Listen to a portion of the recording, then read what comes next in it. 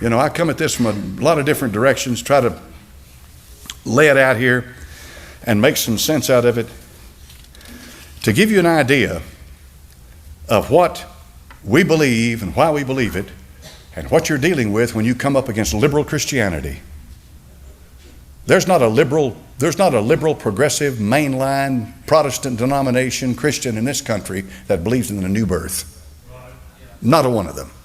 They don't believe in it. They don't believe in it. Not a one of them. They don't believe in it. And every last one of them spend their whole lifetime, if they do any preaching out of the Bible, it'll be from the Sermon on the Mount. It'll be the kingdom of heaven, the kingdom of heaven, kingdom of heaven, kingdom of heaven, kingdom of heaven, kingdom of heaven. And that's all you get out of them. Which boils down to how we live and work and relate to each other in this world. That's their theology. That's their doctrine. Which ultimately boils down to social reform, social work, social helping people, feeding the hungry, clothing the people, and helping the sick. And these are all good things. But these are incidental things. These are things that happen because you're preaching the gospel of Christ. If you see somebody hungry and you want to preach to him, feed him. If he needs clothes, clothe him. But you're not here to clean the world up and make it a socially acceptable place to live in. We're here to preach the gospel. Because men need their souls saved far more than they need food in their belly. See? But you got to get in context. You got to understand. You don't want to come across to these progressive liberals as you don't care, because you should care. We should care when we see the suffering of our fellow man. Because you see, we get accused of this all the time.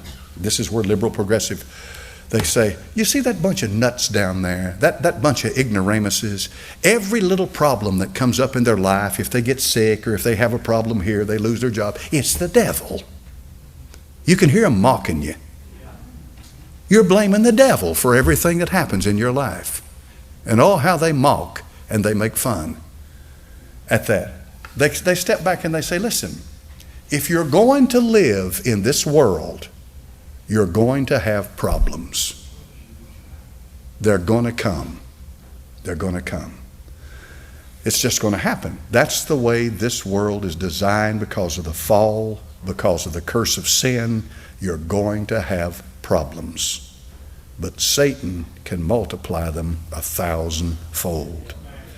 And you can be sure of this. When Satan enters into the issue, he'll come in to turn you away from the true and living God, because that's what his purpose is. Now, you've got Latin, you've got Hebrew, and you've got Greek.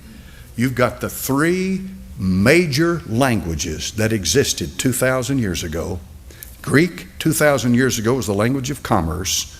Latin, obviously, was the language of the Roman Empire, and Hebrew is the ancient language of the ancient people that goes all the way back to the beginning. You've got all three methods of communication covered. You've got every way that you can communicate with mankind. You've got it there. It's nailed across the top of his on the titles of his cross. So you've got Lucifer, Satan, and the devil. And they all refer to the same being. But there is a vast difference in the Bible in the way that Lucifer and Satan and the devil are presented. They're all the same one, but the way he works is laid out in subtle differences throughout the Scripture.